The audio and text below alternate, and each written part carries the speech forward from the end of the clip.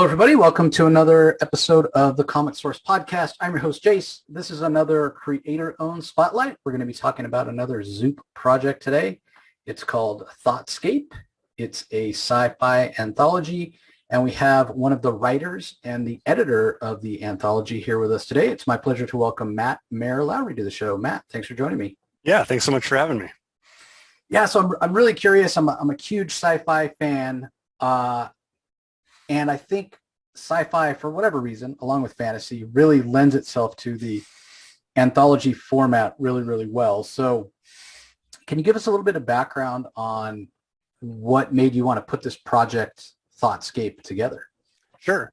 So I'm actually the writer on all the stories in the book or the series, I guess. And I basically came up with it as a way to, I guess I had a lot of ideas I wanted to get out there. I had gone through the comics publishing world a bit with my property Lifeformed with artist Cassie Anderson, and we did two books, two graphic novels of Lifeformed through Dark Horse. And I just, it was a great experience, but it was also a very sort of slow, arduous experience. And I wanted to be able to, I guess in the spirit of sci-fi and some of my heroes, rip through ideas faster, put out more work on a faster pace. And so I basically started kind of just writing a bunch of sci-fi shorts sort of in the Outer Limits, Twilight Zone sort of arena. And as I was writing those, they all I noticed they had a bunch of similar themes, and I started sort of in a RoboCop, Aliens, Blade Runner sort of way. Like there were sort of shared company names that were occurring throughout the stories and stuff, and I just kind of decided that they could all fit together. And so the anthology was sort of born out of a way to take all those stories that were extremely loosely connected, but kind of just existing in the same universe, and put them under one umbrella, and be able to, I guess, put them out as something more than just a single short story at a time, which seemed like a real hard thing to kind of get out to people. Sort of like a little bit too ephemeral, 8 pages at a time or something, but Right. Being able to package it up. And the book also has some sort of like world building stuff in it, like fake ads and communiques and that kind of thing. And so being able to have like a 48-page comic that had a few stories in it, and also just sort of help build the world seemed like a good way to get going. And then there were also just all these amazing artists that I was both working with or coming across online and wanting to work with. And so cranking out short stories seemed like the best way to just work with like a real wide variety of artists and have something that kind of was able to do multiple tones and all that kind of stuff. So yeah, it makes a lot of sense. Now, as I said, this is the second volume. Yep. The first volume, did you self-publish that also? And if so, yeah. Was it through Kickstarter? Yeah, I did a Kickstarter last March, I guess. We did the Kickstarter for that, and that was successful. We had about over 400 backers, raised over $9,000 for that. So, that was was a good experience. Definitely helped get the reach out there. Those Dark Horse books had come out a while ago, and not that there's not much notoriety to be had, but if I had any, it was sort of waning. So it was nice to reach out to some new folks and I guess, make the book a part of some people's worlds. So it was fun. Yeah. Now, what made you decide to go with Zoop this time around? I was planning on doing a Kickstarter. Kickstarter announced their blockchain plans, and this was it's all been a little bit of a blur. Early December, I guess that was. Yeah. It's been a huge blur. So, and I'm just I don't have a ton to say about that necessarily, other than I wasn't really down with it.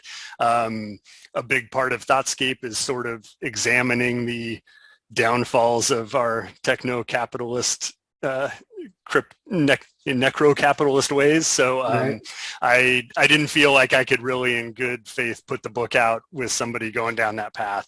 And I was super impressed when all that happened with the way Zoop responded to the situation and the community. And I reached out to them and talked to Eric there after listening, I think even maybe to your podcast. I think Jordan was on here maybe. Yeah. So I kind of did my due diligence, talked to those guys, and it seemed like it could be a really cool fit. I was, like I said, impressed with how they were engaging the community. They, no slam on anybody I've worked with in the past, but they were more responsive than any publisher I've worked with before, just in terms of like getting back to me real fast, and being ready to move in a quick way. And I've run my own business for a long time now, and so I'm all about, moving and being agile and adapting. So I like that we can take it down this path and see if we can make it work. Should be fun. It seems like there's some cool, I saw Tim Seeley got a book coming out now through Zoop. So it seems like some folks are getting on board, and could be a cool thing. I also like the idea of something that's focused on comics, because I think comics is a real unique thing. And if we've got a service that's kind of there for us, not just there for kind of anybody who wants to do crowdfunding, it seems like there could be some real benefits there. So yeah, it makes a lot of sense. I agree with a lot of what you're saying. I certainly wouldn't condemn anybody for sticking with Kickstarter. It's what 100%. They know. And I'm not looking to, because I do a lot of creator-owned interviews, as you probably know if you have listened to the podcast. So I'm not looking to to hurt anybody, and I'm not judging anybody, but I feel the same way. Like now's the time, man. Like it's past time, honestly, with what we're doing to the environment. So yes, I have my doubts about NFT and blockchain, and until I get somebody that gives me a satisfactory answer, because I feel like I still haven't gotten one, I'm not looking to go out of my way to help promote that. The other aspect of this now is, again, Zoop is growing, and there's definitely a community growing around it, especially with comics, because both Eric and Jordan, both, I know them personally, they both love comics, and Kickstarter's got the other aspect, video games and just consumer products and board games and whatnot, but somewhat of a community, maybe not as comic centric focus. But you had a successful Kickstarter, and it sounds like you did quite well, so you probably already had a little bit of a community built up around Thoughtscape. So obviously the hope is that they follow you over here to Zoop. But did you feel like around the first campaign that you did start to build that sort of Thoughtscape community? Yeah, I think I think more than I thought it might. Like reaching over 400 backers was, and not all, my family and friends, was cool. And the best thing is always to put something out there and have people react in a positive way. I guess it seems sort of obvious to say it, but we had that many backers. Folks seem to really like the book. I sort of view this as like my shot to do something the way I want to do it. And as good as an experience as it was working with a publisher, like there's certain things that I just, I'm a child of the 80s comic books. I wanted Thoughtscape to feel like an old comic. So if you actually get a physical copy of Thoughtscape, it's uncoated paper, kind of like late 80s pre-Vertigo DC. It feels good in your hands, and so to your point about the community, like I got that out there and people were reacting to some of that same stuff, loving it, loving it just on the object level, really grooving on the stories, because it's an anthology and because I found such amazing folks to work with. Like everybody kind of has like a different favorite, whether art style or a different favorite story.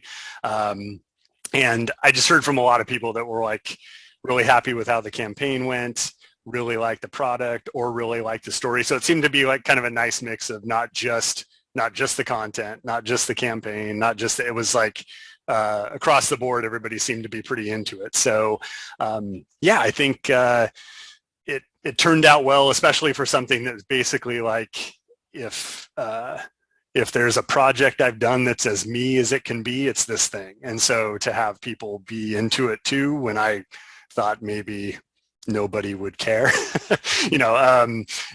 was very cool. And I think, I'm still able to communicate with those backers and everything. So definitely hoping that they'll come over for the second issue, and yeah, make it a success on Zoop.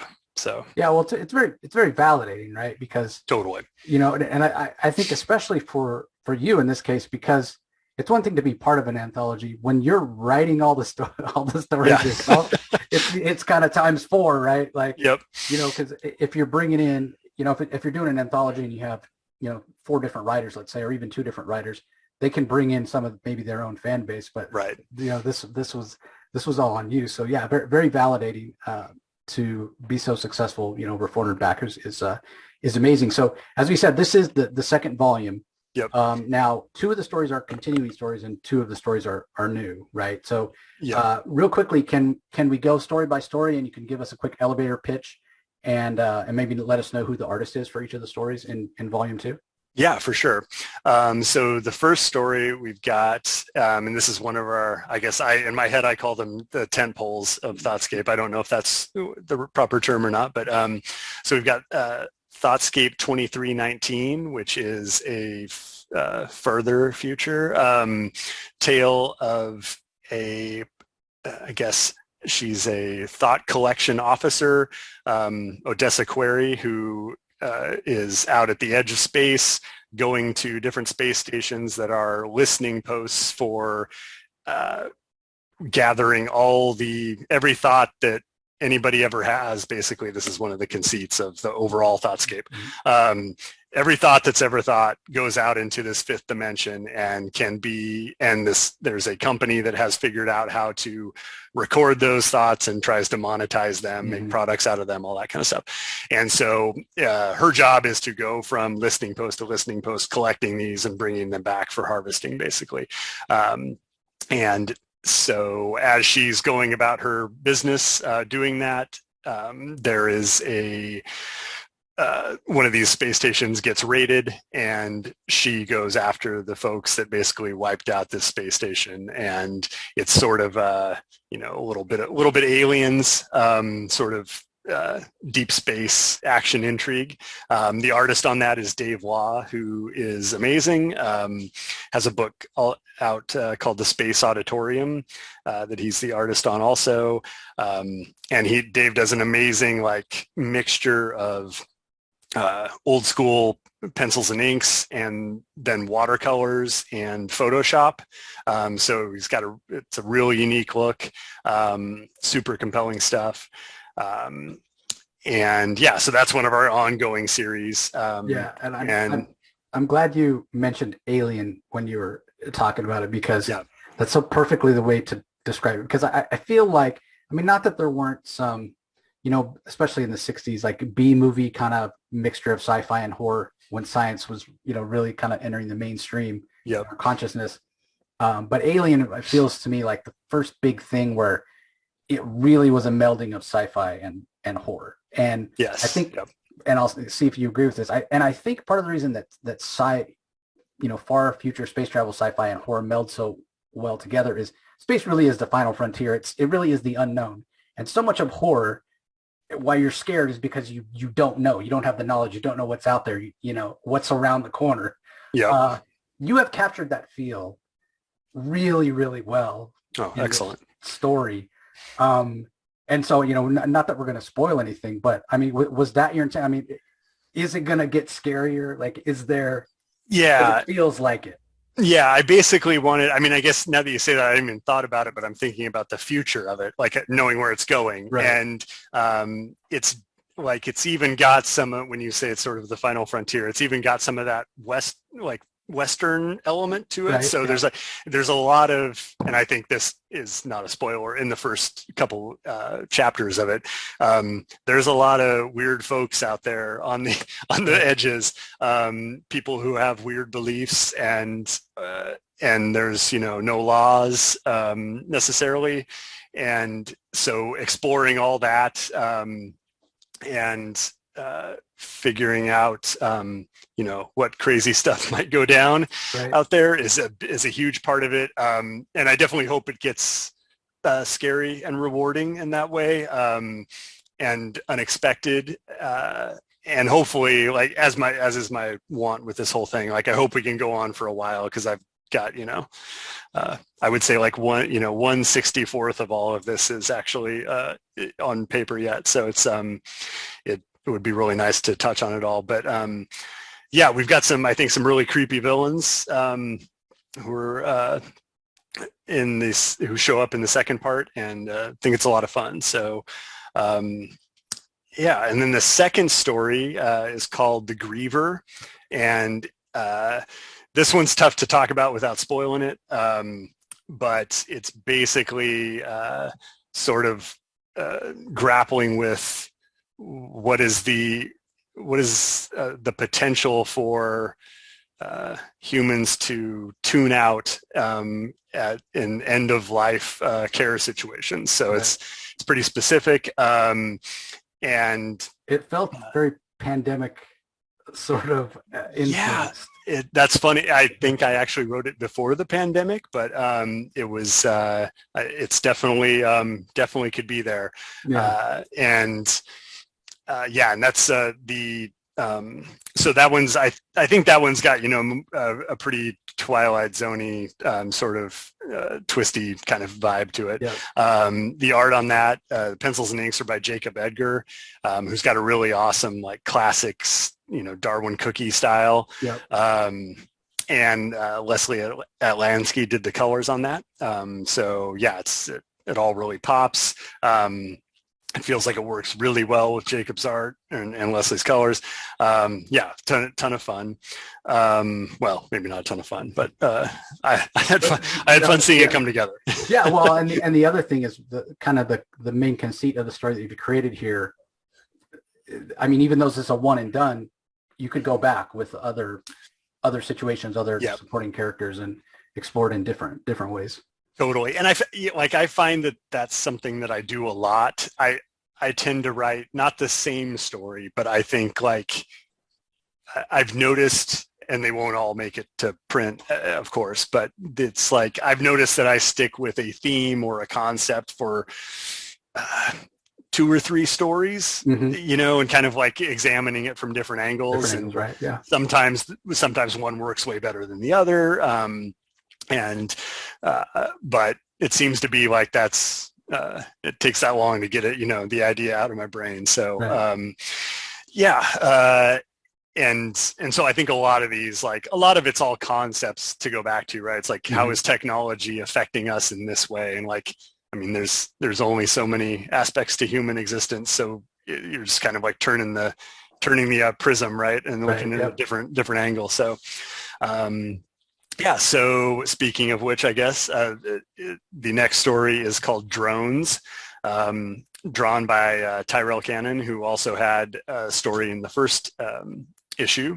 And so this is the second thing I've gotten to work on with Tyrell, but actually was the first story we did. So the story that was in the first issue is a sort of hyper-violence, Matt writing a poem about existentialism while Tyrell goes bonkers on his amazing action art. That was actually the second thing we ever did. Drones is the first, though it's in the second issue, so nice and confusing for us. But it is about someone who a guy sitting in a cubicle who's an ace pilot, but because he's controlling a drone on another planet attacking an alien race that we're trying to colonize the planet on. So so it's sort of it's got a real Outer Limits vibe to it. If Twilight Zone is nice and tight and a little moralistic, the Outer Limits just gets kind of weird in my head, and that's, I think, where this story goes. It's just like gets weird with it. But Tyrell's great, blast to work with. If I mean, all these folks, if I had just bags of money, I would be trying to fill up their calendars with stuff. So yeah, I'm kind of always working on a story for him in the hopes that I can afford to get it done at some point. I was working on one this morning, so yeah, he's great. And this one's done black and white with screen tones. Mm-hmm. So it provides kind of a cool contrast to the Griever, which Lesley went really kind of bright and poppy with the colors on. So that's a lot of fun. And yeah, just kind of weird future war, I guess. Yep. Yeah. And then the last story is called Ex Post Facto, a Dash Varick Misadventure. And that is with artist and amazing artist at that, Karl Solminsky. This is sort of, I did an interview with a podcaster a while back, and he called it Doctor Who if Doctor Who was David Lynch. And yeah. I guess that's pretty much where my head was at too. So yeah, he just put it more succinctly than I could. But yeah, big Twin Peaks vibes meets Karl's sort of Sienkiewicz, but totally unique art stylings. And this is sort of this whole series, or this is one of our other tent poles, I guess. So this is part 2. And this whole thing started as me just sort of once the pandemic had started, there was all the sort of social unrest stuff happening as well. A lot of it was happening in Portland. And this ended up being sort of like me taking a bunch of my ranting and sort of not a diary. I just like was inspired to start writing stuff. I started writing it, and I was like, I didn't know what it was. At some point, I wondered if I could turn it into a script. And at that same time that I was wondering that, I had started really falling in love with Karl's art, finding it on Instagram and Twitter and stuff. And I was kind of like, I bet that guy could do something with this. And so I sent it to him, and he was completely game.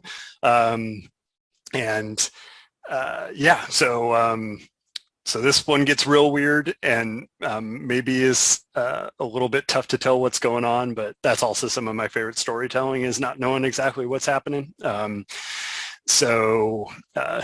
David Lynch of it all is certainly there. There's a lot of room for interpretation, and hopefully it's fun. And I mean, if nothing else, like Karl's art, you can go back and each panel is different. He changes up his style, nearly every page, if not more than that, in a way that's all integrated. But, one panel's a splash of crazy color, and the next is, I'm blanking the duotone, I want to say, but that's probably not right. Dot pitch, shading and stuff. So, I think it's at least a blast to look at, and reading it, you're maybe helping me sort through my own issues. Well, I mean, the fact that because each of them kind of has their own cover. I mean, we get a cover that looks like, and anyone probably 20 or younger probably will recognize the fact that it's like looks like an old TV guide, and then you even have TV listings in there, which again, when we were kids, you went to watch TV, because I'm a child of the 80s too. Like, if you want to know what was on, it was the TV guide. There was no built-in kind of guide like there is now, or there is on cable. I know people don't even have cable anymore. Now they've even moved beyond that. But yeah, it was the TV guide, man. Like, he came to your house, and once a week, that's how you planned your weeknights. Oh yeah, we got the like in the newspaper on Sundays, they had the TV Click, like the full size guy, and I would like, especially in the fall when there were new shows, because I've always been a TV junkie. I've just been there like circling which ones I'm going to watch. I'm putting the covers up on my, cutting the cover off and putting it up like it's a poster. Yeah. I mean, it's all good. So I had a blast writing those those little TV guide-esque descriptions, and trying to, do some more to flesh out the world and also just have fun. Yeah, I think I think there's a lot there to dig into, and I think it's all on its way to making some sense there in the Dash Varick world. So yeah, so that's what we got in the second one. And like I said, each one, this one's going to be 48 pages too, just like the first.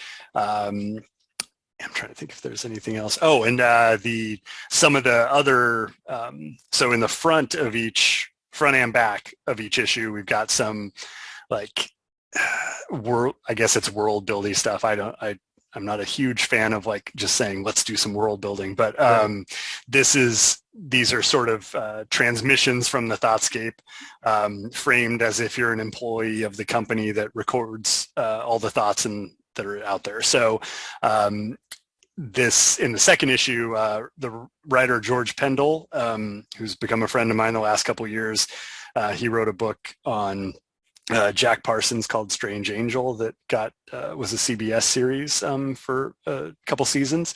Anyway, George is amazing, and I asked him if he would be interested in contributing anything. So he actually wrote the front and back matter of the second issue.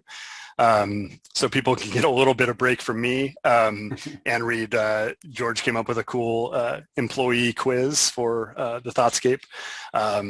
That was a lot of fun and had me laughing out loud when I pulled it up in his email. So yeah, so that's it's pretty cool to I guess have, like you said, the community of it all. And I think like there's a community of folks that checked out the book, and then there's the community that's been sort of helping me make it, or that I've sucked into the community, whether they want to be or not. But it feels real fun to have, a group effort, and something that, I don't know, maybe what I'm thinking about shot through the amazing visual styles of all these folks. And then the cover by Grim Wilkins, I guess would be the last big piece there. Grim and I came close to working on a story before, but he had something else come up a few years ago. So when I was looking at trying to get a batch of covers ready for the first 4 issues, I went to him, and he came up with something that only Grim could come up with. And I think it's pretty great, and a ton of fun. And like, I don't know, I'm all about the contrast these days. So the contrast between Jenna Chaw's sort of stark black and white cover for our first issue, with Grimm's pop art colored second issue cover, is a lot of fun to me. So yeah, so hopefully we can suck in some more folks that dig the variety and stuff. Yeah. Now, as we're recording this, just in the interest of full disclosure, everybody, the campaign hasn't started yet. Yeah. So you may not know this, Matt, but let me ask you: can you get the first volume in? If you missed it, can you get the first volume in this campaign? And can you tell us any of the other kind of special tiers beyond just getting the book that you guys are going to be doing? Yeah, I'm keeping it pretty simple, but I do have issue 1 will be a part of it. So if you missed the first issue last time around, you will be able to pick that up. I've got enough, I'm sure, and I've got a large number of physical copies. It'll be available digitally as well, as will the second issue. You'll be able to, buy both in a bundle or buy just issue 2 if you did pick up the first one, both digitally. And so let's see. So like I said, keeping it pretty simple. So it's going to be mostly just the comics. The other tier I'm going to add in is I've got a Substack newsletter going. Mm-hmm. I have a paid level for that. And George that I mentioned earlier and I are working with Dave Law, the Thoughtscape 2319 artist, to come up with a probably 6-part. It's sort of we're developing this as we go, so it'll be a little bit of an experiment. We're going to release basically like a micro series through memberships there. So you'll be able to, if you want to, you can get issues 1 and 2, get a membership to Nervous System, which is the newsletter. And as part of that, you'll get at least 6 drops of this epistolary style, sort of like the back of Watchmen. Each Watchmen issue had, those different, what do we got? Like interviews or newspaper articles, press releases. So we're putting together those as basically individual issues that tell the story of LifeTech, which is the company that that runs the Thoughtscape, essentially. And so George has become sort of the LifeTech historian and has baked a whole bunch of backstory along with the backstory I already had. So, we've got our 500-year timeline that's ridiculous that we're going to kind of start at the beginning of and see how this company evolved in a way that I think is pretty cool. Dave's done some really great art for it that folks will be able to see on the page or on the Zoop page. And yeah, I like George is like me, but with more funny. And I feel like he's just got a different gear of that. Yeah. And as well as being incredibly smart and coming up with some really cool sort of sciencey stuff behind it all. So I think it'll be a ton of fun. And I love to design out the interior pages and stuff as I've done on the issues. And so it's a blast for me to be laying out, make this, we were talking about the TV guide ad, but make this look like a press release, make this look like an excerpt from a book about the company, and all that kind of stuff. Yeah, I think that's the big extra one. And then the last thing we've got on there that we're planning for is I have a limited number of the Dark Horse runs of Lifeformed. Both books, and so if folks get in while there's copies of those around, they'll be able to grab, and it's in the nice Zoop style where you can kind of just tailor your order, right? More like a shopping cart. So folks can get a hold of those, and those are, so that'll be done as a 2-pack, the first 2 volumes of that. And those are about come out to about 200 pages each. Great art by Cassie Anderson, and that's Lifeformed is the story of a girl whose dad's killed in an alien invasion, and a shape-shifting rebel alien takes his place. They team up and fight back, sort of a coming-of-age story, sci-fi action adventure stuff. So not outside my the wheelhouse we've already described, right, but YA focused. Yeah, so there'll be some copies of that book as well, and that some. You could get in there and get what is that, 300 pages of Matt comics, I guess. So not bad. Some good stuff there. Yeah. And I noticed on the preview page you have a quote from somebody who is one of my favorite artists, and somebody I know personally. He's a friend of mine. Obviously, you must know him too. It's Liam Sharp, and he calls it a beautifully designed, high concept cornucopia, full of playful layouts and innovative art. So yes. Maybe this is spoiling, but I mean, might we see a Liam cover, or you do something with? I mean, and I know he's got his Starhenge coming up. Yeah, he's gonna be super busy with that. But it seems like with what you're doing, this high concept sci-fi, you probably would love to work with him on something. I would love that. I mean, yeah, Liam's amazing. I actually came to his work later, but. Yeah, he's been, I guess we're sort of internet acquaintances at this point. But he was kind enough to check it out. And that would be amazing. All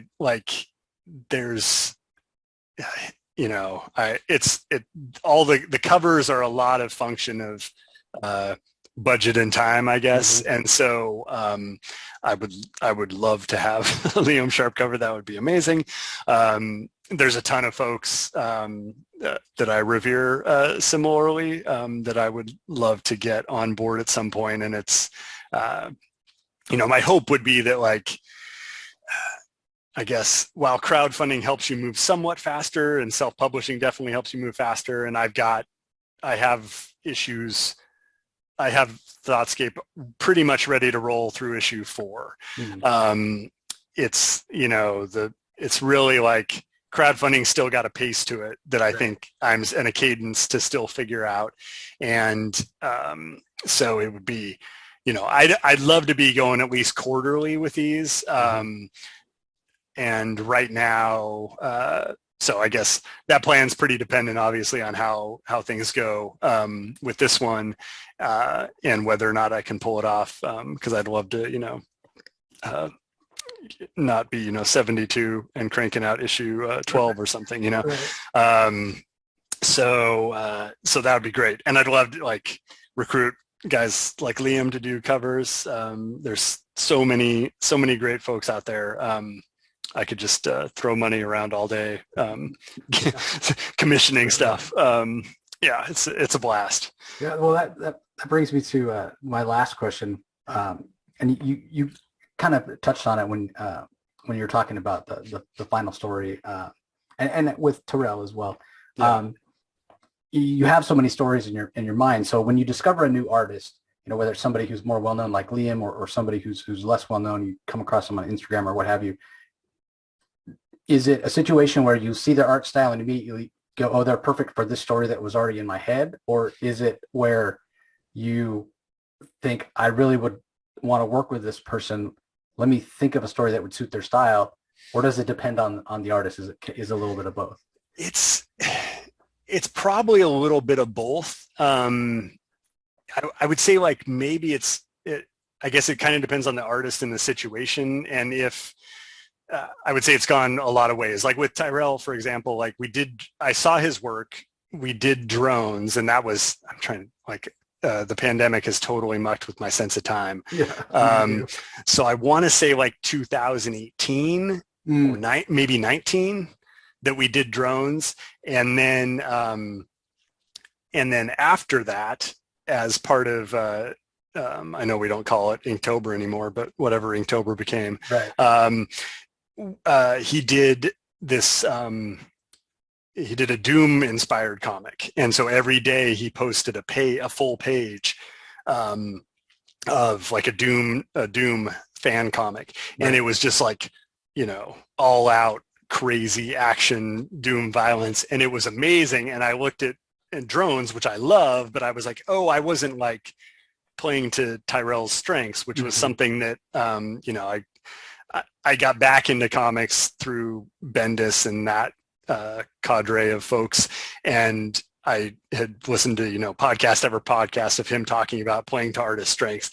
So I saw that and I was like, oh, I need to draw something where I just say a couple lines of what's happening on this page, just go nuts. And so in that case, I definitely came up with something for him based on having wanting to tap into that. Whereas with Karl, it was more I had this stuff and it's oh, he would be a good fit for that. So it kind of, I guess it kind of goes both ways. And with Thoughtscape 2319, seeing Dave's art.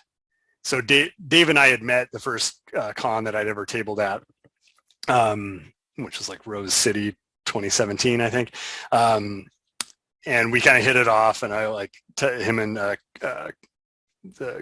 Chris that writes Space Auditorium with Dave, and we were talking a bunch, and then was it the following 2019? We hung out after the con, and then I just got to thinking about it, and I was just looking at Dave's stuff, and it took a bunch of ideas that I'd had in my head as different stories, even some that I'd, developed pitches for and stuff, and just kind of coalesce them into sort of everything that became the backbone of the whole Thoughtscape world.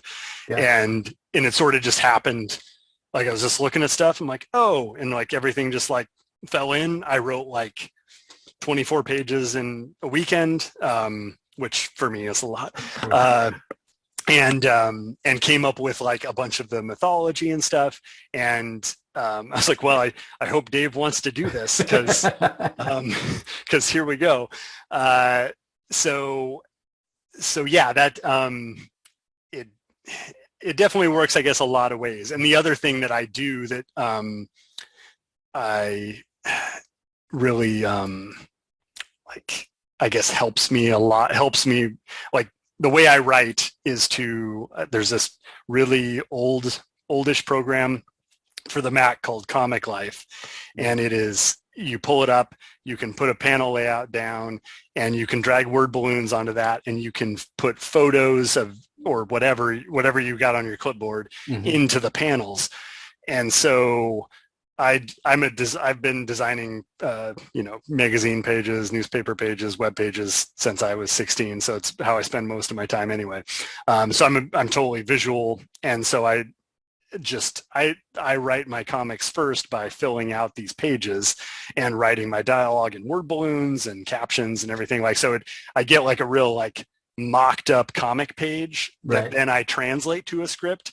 So nobody ever sees those mock-ups, but they help me like sort of, check my pacing, make sure like this thing tells a story, even if the art is just like, stock photos of a man, grabbing a doorknob and opening the door and all that, like just to make sure my pace is good. And it's because it's what works for me. So when I find somebody that I think might work for a story, I like kind of start that way, dumping their stuff into the actual thing so I can just kind of read it like a really rough draft comic, right? And see if it feels right. So that approach really suits, I guess, like coming across somebody and going like, oh, I think maybe they would work for this, and I'll drop them in, and yeah, it feels like what this story is. So it's a blast. I mean, like if I could probably have 80% of my fun is like in that, stage of like, it's all the possibility. And then the rest of the fun is when getting the actual art in and it's amazing. And then there's the 5% of having to get it out to everybody else. Right. But yeah, it's, I mean, there's just so many amazing folks out there that it's like no shortage of, I keep a running list of everybody I want to work with. And when I've got a story in mind, I'm usually using art from one of those folks on that list to like draft it and kind of test it out. So wow, that's a fascinating way to work at it. Yeah, and it's slow. Well, but the other thing that it does, I don't know how much time you spend on comic social media, especially on Twitter. Yeah. It's a constant, thing among artists. They're always talking about how writers get all the credit. Like it'll be Watchmen by Alan Moore. And that's the headline, and everybody forgets Dave Gibbons. The way you work, being inspired by this art that you find that you think is great, and it's helping you write the story, shows just how much it's a visually collaborative. Yes, that's just a fantastic way to work. So yeah, it's pretty fun, and I like the script. The script format to me is just so dull, right? Like there's no, it's like the opposite of a comic. Like there's nothing kinetic to it. Like, so even if, it has no vibe, so like it seems like it's everything that comics aren't, right? In not in a good way. And, it's way more fun, I think, to like get something down. You can read through it and make sure it's good. And you can then and then the scripting just becomes like an act of translation and dropping in reference. And I've tried to go back to some other ways, and like it just doesn't really work. I guess the exception to that was when I did the action story for Tyrell. I basically was like, I just had one overriding action per page, and then I wrote the captions, and then I just kind of pasted out to make sure it was in the ballpark. Yeah. But then when I knew my whole intention was just let him rip, right? Like, so I just, I gave him all that stuff. And then like, I went back recently and looked at my initial, like even my captions. And I was like, oh, I rewrote I lettered that story too. So like I got that art in, and I just spent like weeks just like rewriting myself to just like get out of his way. Make it only be the stuff that I felt like really needed to be there, and just be as like, Sin City over the top as possible. And it was like a total blast. So it's, I don't know, it feels like there's lots of good ways to like mix it up too, even so you don't just get sort of stuck in your in your boring ways. But scripting, I don't know, straight up scripting, I can't imagine ever going back to that really too hard. Well, it's like you said, you're playing to the artist's strength, and if they're doing the heavy lifting, Yes, your job is to get out of the way. Yeah, totally. As a writer. So, yeah, well, it's been awesome chatting with you, Matt. Best of luck with the campaign. Remember, everybody, you can get the first volume as well that was kickstarted last year.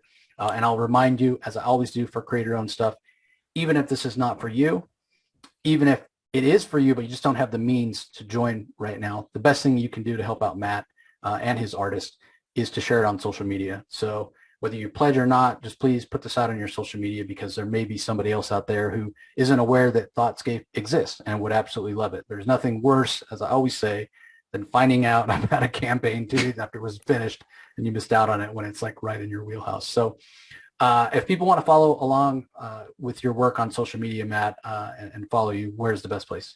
I am on Instagram and Twitter at Matt MLPDX, so MATTMLPDX, like the Portland Airport. And they can find my website at mmlcomics.com or thoughtscapecomics.com. Go to the same place. And yeah, find me on Instagram. I share lots of art and pics from running around Portland and other nonsense like that. So. Great. And I'll put links to the campaign as well as Matt's social media and website in the show notes, as always, everybody. So again, Matt, best of luck. Thanks for chatting with me. It's been a real pleasure. And to all you listeners, we want to thank you as well for joining us and for supporting as always. Anything else to share as we're closing up here, Matt? No, I think that's it. Yeah, just share it around if you can. We definitely will need, because Zoop is new in this sort of self-service space of crowdfunding. We definitely can use all the help we can get.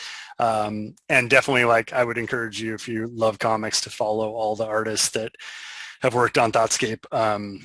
If you go through my social media, you will find them all and ways to get to them. So yeah, just thanks for having me, and thanks for listening, everybody.